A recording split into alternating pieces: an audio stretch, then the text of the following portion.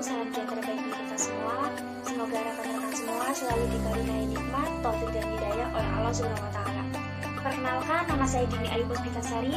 Di sini saya sebagai moderator dari kelompok 3 kelas 1 Berbakat Syariah B, mata kuliah Ulumul Quran dengan dosen pengampu Bapak Enis Zainal Mutakin MD.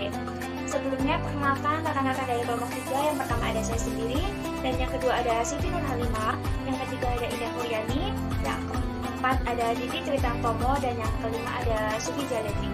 Di sini kami akan mempresentasikan materi yang berjudul Konsep Ijazah Al-Quran. Baik, di sini saya akan menjelaskan poin yang pertama, yaitu tentang pengertian ijazah Al-Quran. Jadi ijazah Al-Quran itu terdiri dari dua kata, yaitu ijaz dan Al-Quran. Ijaz menurut bahasa artinya itu melemahkan, yakni ketetapan Al-Quran akan keijazan atau kelemahan makhluk untuk mendatangkan sesuatu seperti Al-Quran yang ditantangkan.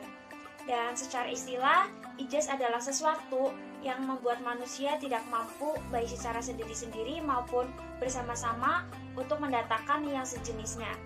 Dan dapat disimpulkan bahwa ijazah Al-Quran adalah perbuatan seseorang yang mengklaim bahwa ia menjalankan fungsi ilahiyah dengan cara yang keluar dari hukum alam dan membuat orang lain tidak mampu melakukannya dan bersaksi akan kebenaran klaimnya. Terima kasih. Kemudian poin selanjutnya akan dibacakan oleh rekan saya. Baik. Unsur mukjizat. Banyak unsur yang penting yang harus menyertai sesuatu itu sehingga ia dapat dinamai mukjizat. Unsur-unsur tersebut adalah yang pertama, hal atau peristiwa yang luar biasa. Peristiwa-peristiwa alam, misalnya yang terlihat sehari-hari, walaupun menakjubkan, tidak dinamai mukjizat karena ia telah merupakan sesuatu yang biasa. Yang dimaksud dengan luar biasa adalah sesuatu yang berada di luar jangkauan sebab akibat yang diketahui secara umum hukum-hukumnya. Dengan demikian, hipnotisme atau sihir misalnya, walaupun sekilas terlihat ajaib dan luar biasa, karena ia dapat dipelajari, maka ia tidak termasuk dalam pengertian luar biasa dalam definisi tadi. Yang kedua, terjadi atau dipaparkan oleh seseorang yang mengaku nabi. Tidak mustahil terjadi hal-hal yang di luar kebiasaan pada diri siapapun. Namun, apabila bukan dari diri seorang yang mengaku nabi, maka ia tidak dinamai dengan mukjizat. Yang ketiga, mengandung tantangan terhadap yang meragukan kenabian.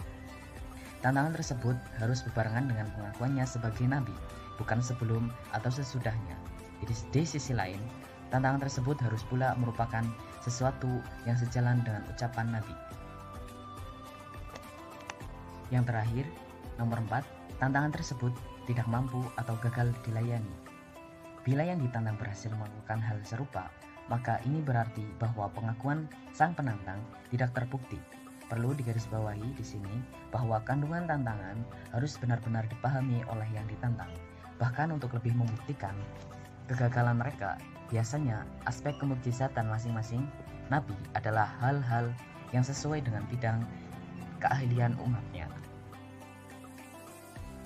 Saya akan menjelaskan mengenai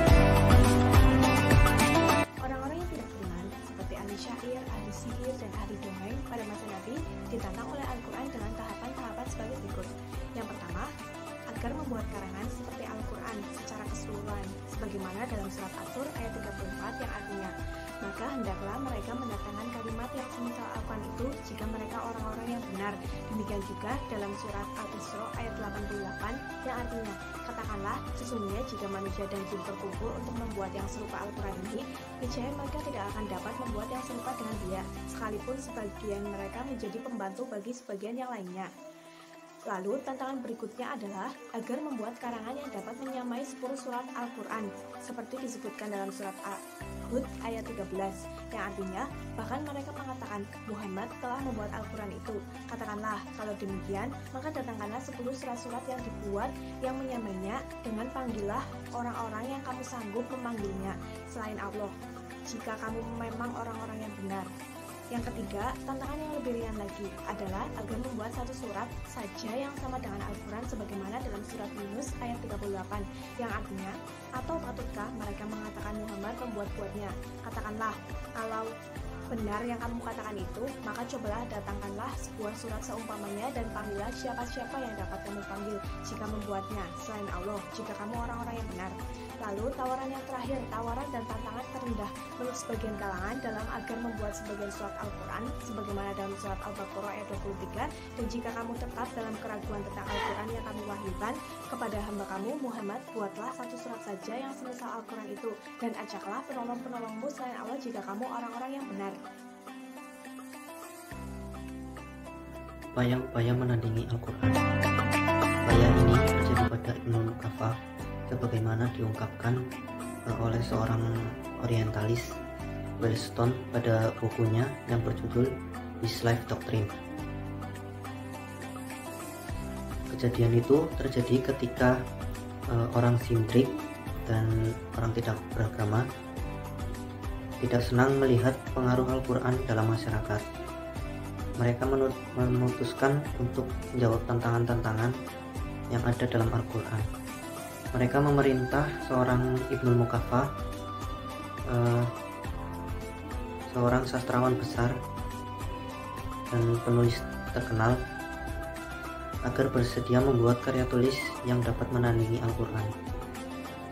Sebagai imbalannya, semua biaya Ibnul Muqaffa harus ditanggung oleh mereka.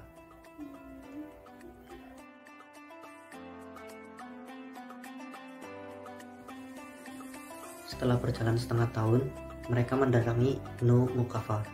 Mereka ingin mengetahui sejauh mana hasil yang dicapai sastrawan itu dalam menghadapi tantangan Al-Quran. Pada waktu memasuki kamar Ibnul Muqaffa, dia terlihat sedang duduk memegang pena, tenggelam dalam alam pikirnya, kertas-kertas tulis yang bertebaran, dan kamar yang penuh dengan sobekan kertas. Penulis terkenal ini telah mencurahkan segala kemampuannya untuk menjawab tantangan Al-Quran, namun tidak berhasil dan menemukan jalan buntu. Akhirnya dia mengakui kegagalannya.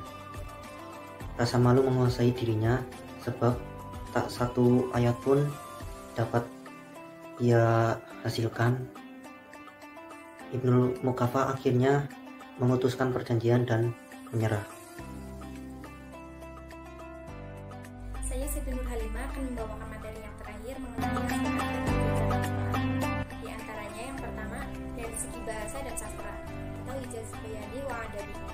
Ijaz semacam ini banyak ditulis oleh ulama terdahulu seperti Abu Bakar Al-Baqlani, Muhammad Abdullah Daros, Sayyid Qutb, dan bin Asyafi.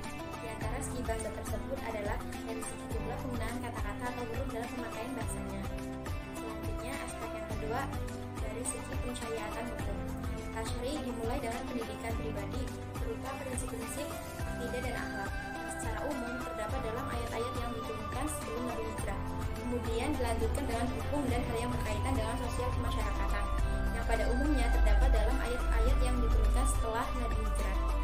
Selanjutnya aspek yang terakhir dari segi kandungan Al-Quran, adanya berita-berita gaib yang mencakup masa lalu dan masa yang akan datang atau ketika wahyu turun. Contohnya, yang pertama di antara contoh berita gaib yang mencakup masa lalu adalah kisah Fir'aun yang mengejar Nabi Musa. Yang kedua, berita gaib pada masa yang akan datang. Ketika turun di antara contohnya adalah kisah tentang akan diselamatkannya turun. Terima kasih kepada teman-teman dari kelompok 3 yang telah mempresentasikan tentang konsep ijazah Al-Quran dengan baik. Dan tidak lupa juga saya mengucapkan banyak terima kasih kepada Bapak Ejis Zainal Mutakin yang telah membimbing kami dan memberi ilmu yang sangat bermanfaat dari awal perkuliahan sampai akhir perkuliahan saat ini. Semoga Bapak selalu diberi kesehatan, dilancarkan rezekinya, dan selalu dalam lindungan Allah Subhanahu wa Ta'ala. Saya mewakili dari kelompok 3 memohon maaf yang sebesar-besarnya apabila ada kesalahan baik dari pengucapan ataupun dari penjelasannya. Sekian, terima kasih. Wassalamualaikum warahmatullahi wabarakatuh.